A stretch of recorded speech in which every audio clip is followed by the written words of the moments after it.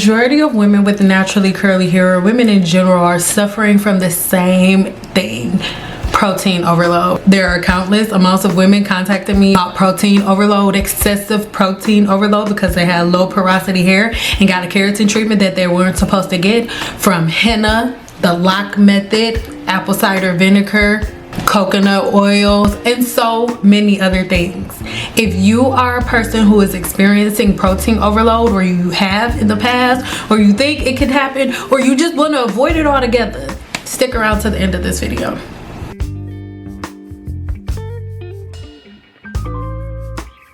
I am a licensed cosmetologist, herbalist, trichologist, scientist, and a couple of other things. And with over a decade of experience in this field, I want to jump into part 2 of what protein and moisture overload is and how to fix it. Make sure you go ahead and watch part 1 when this video is over, but let's hop into it. As it pertains to protein overload, whenever we are using products that are protein rich, we end up with a lot of damage. And I think that the reason that most people have protein overload is because most people are really confused on what protein and moisture balance means. Make sure you check this video out right here so you can learn more about it.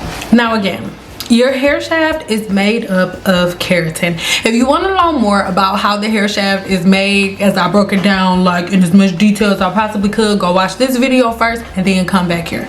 I'll wait.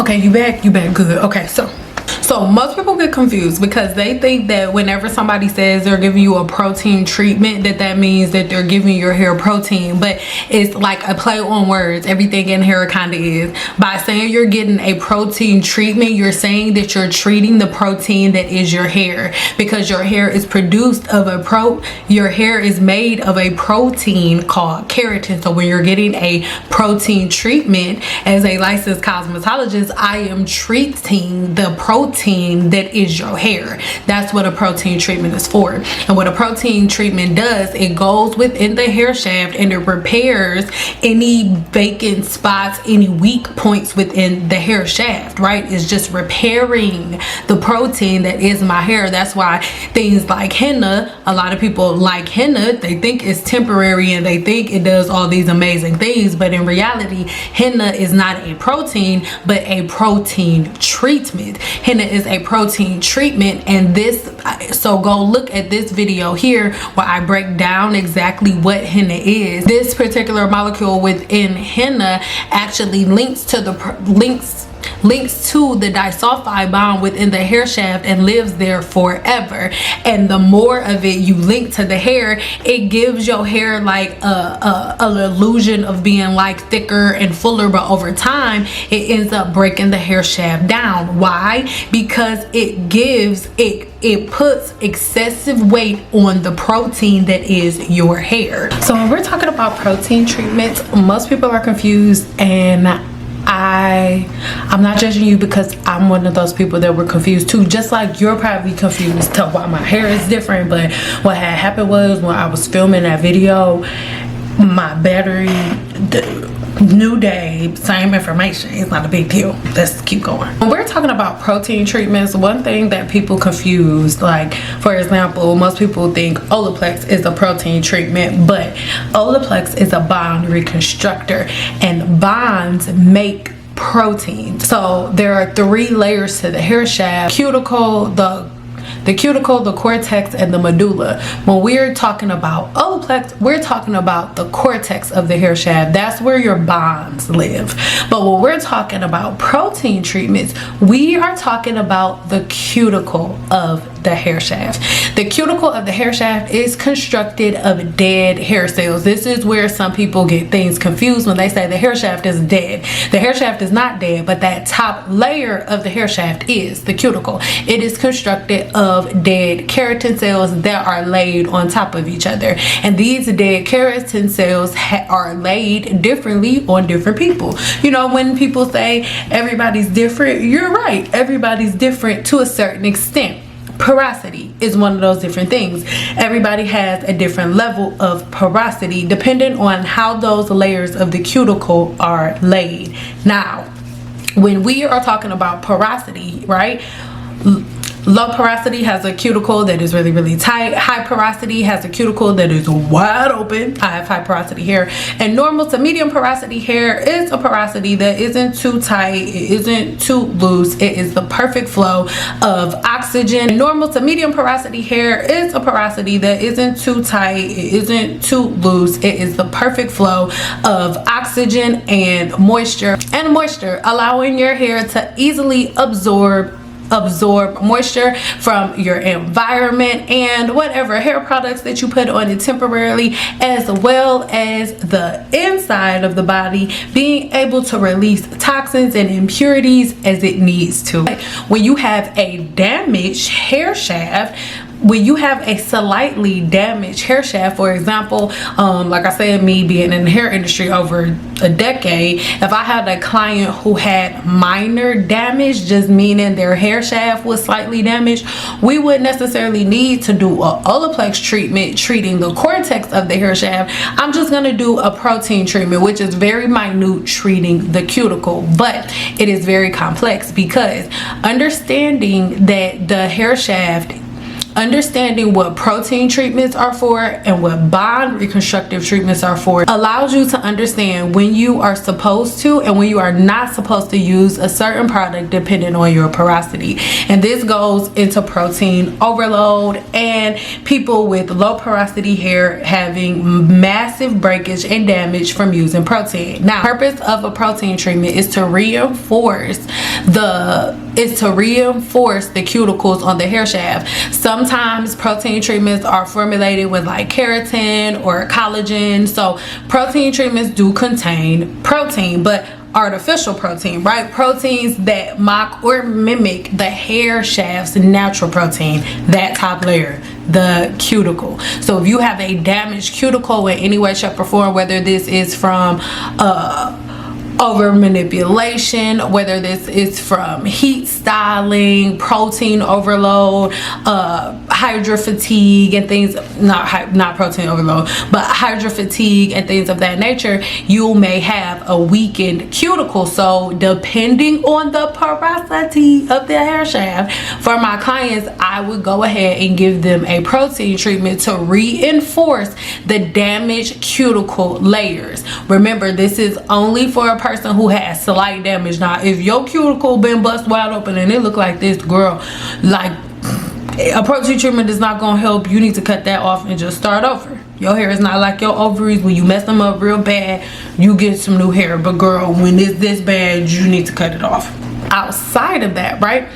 When you are doing a protein treatment, what you are doing is reinforcing that hair shaft, reinforcing the cuticle. So it is really important that you understand that if you have low porosity hair, you are not supposed to use a protein treatment. Why? The only purpose of a protein treatment is to reinforce those layers, those dead hair cells that are on top of each other. The only purpose of a protein treatment is to reinforce them because they have a lot of different properties that we'll talk about in 1 second. But you're just trying to reinforce them if they're damaged a little bit or if they're a little weakened. You're just trying to strengthen them. But if you have low porosity hair has a very, very tight, very strong cuticle that is already really tightly shut. So if you put a product that is only formulated to tighten and strengthen and secure those cuticles, those layers of dead skin cells, then all you're going to do is cause them to break even more. You are not going to force cuticles that are already tight to loosen up by putting something that is formulated to tighten them up. You get me? Are you with me? I hope it's making sense. Too much of something that your hair doesn't really need is too much. So if you are overusing protein treatments, even with high porosity hair, then what you can do is cause your hair to break, because what will happen is you will cause your cuticle to go so tight that you'll go too low porosity and past it to the point that your ends begin to split and break. So if you are a person with low porosity hair, you can damage your hair shaft with something like hydra fatigue coming in in part 3, you can damage your hair shaft which would take you from low porosity hair to high porosity hair. And you can damage your hair shaft by using too much protein and take your hair from high porosity hair to overly low porosity hair, which will eventually lead to breakage. So if you are a person who had low porosity hair and you overuse protein treatments, thinking like, oh, I have to do a protein treatment every month or every other wash day, or I'm using protein treatments every week because I have high porosity hair, that is the worst thing you can do. So if you're a person who for 1 minute everything is going good with your hair, and then out of nowhere your hair just starts breaking and you can't figure it out, it's most likely because of something that you've overused in the past that is now showing itself. Hair is not something that is going to give you instant gratification. That's down from hair growth to it breaking off. So most of the time, products and things that you put on your hair feel real good at first, and then slowly but surely your hair will start to break. And what y'all have to realize is your hair is a city. So as you do things to damage your hair is working against you to repair it. So your hair feels overly nourished because your hair is, when you're stressing out your hair shaft using all these extra products. And as you stress your hair shaft, what happens is your body tells your body sends an overabundance of hormones to your hair follicle, which in return has your hair shaft release sebum. And at first it seems like your hair is doing good, but eventually as you keep going and your body keeps sending these signals, releasing these hormones that are releasing more sebum, you are then having practices that cause you to clog up the hair follicle and the hair shaft, which in return is causing this whole like interfight and struggle. Like, imagine that. If you are a person who is high porosity hair who may need a protein treatment, that I only recommend you doing protein treatments quarterly, like once every 3 months as needed, because too much protein can can cause your hair shaft and the cuticles to become packed too tightly together, which will eventually lead to breakage. Now, even though protein treatments are targeted mostly for the cortex of the cuticle of the hair shaft, they do have properties for the cortex of the hair shaft that do work out, right? They end up releasing a lot of essential amino acids that the body needs to produce healthy hair. These amino acids are produced naturally within the gut and within the body, but a lot of times if your hair practices or your diet is off or wrong, then a lot of times what will happen is you'll slow down the production of these amino acids, which in return will cause your hair to break. Protein treatments are a good way to reinforce things that your hair could be lacking temporarily. Is not a permanent thing, right? And it's only for people who have high porosity hair. If you have low porosity hair, there are other things that you can do to reinforce your hair shaft, and if you want to know what those things are, read my blog post. It's in the description box. Remember, the reason that protein overload sucks for your hair and it makes your hair so dry is because the way that your hair receives moisture is from the environment. So if you're overusing protein treatments and overly reinforcing your hair's cuticle, making it tighter and tighter and tighter, eventually protein treatments literally just close your hair's cuticle. So then your hair can't receive moisture from the environment and it's stiff because the cuticles are really tight. Everybody's like, sir, yes sir. So that's something that I really want you to think about. You make the hair shaft really stiff and and then the hair shaft can't open at all to receive any moisture. And most likely if you're doing protein treatments all the time, you also doing the lock method. So just think about it. You are putting excessive weight on the hair shaft, on the cuticle from protein treatments, overusing protein treatments, and doing the lock method. So your hair shaft is already overly tight, and then you put 3 layers of product on. Like, I know y'all hair shaft is sick of you. So you never wash me, you don't really take care of me, you pack stuff in my scalp, And then you want to wonder why I'm breaking off. And then you want to give me a protein treatment. Bro, I'm low porosity. You didn't even check. You didn't put my hair in a cup or nothing.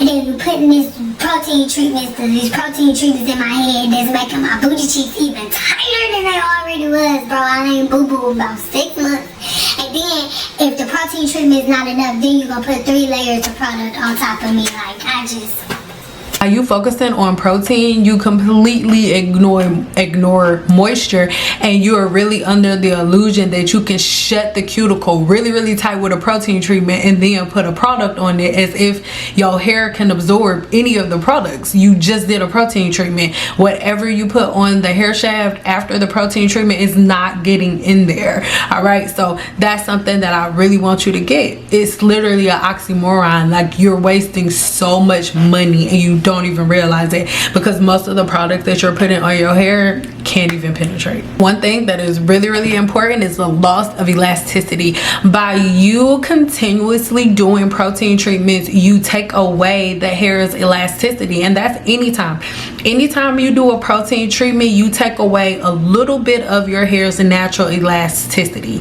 And what that does, it makes your hair able to like stretch when it needs to. Not that your hair is like stretchy, you're supposed to be stretchy, but you know, if you braid it and stuff like that, the elasticity being enforced in your hair means that your hair is able to be braided and stuff like that without breaking. If you are a person who can't comb their hair without their hair breaking up, then your elasticity is extremely weakened and you need to get into it. Most likely you are overusing protein if the elasticity in your hair is done. People who are scared of combs and brushes because they think it's gonna break off their hair, or if your hair breaks off every time you comb your hair, then my love, you have some serious problems with the elasticity of your hair. And if you need help reinforcing your hair's elasticity, you need to rebuild the amino acids that make up your hair.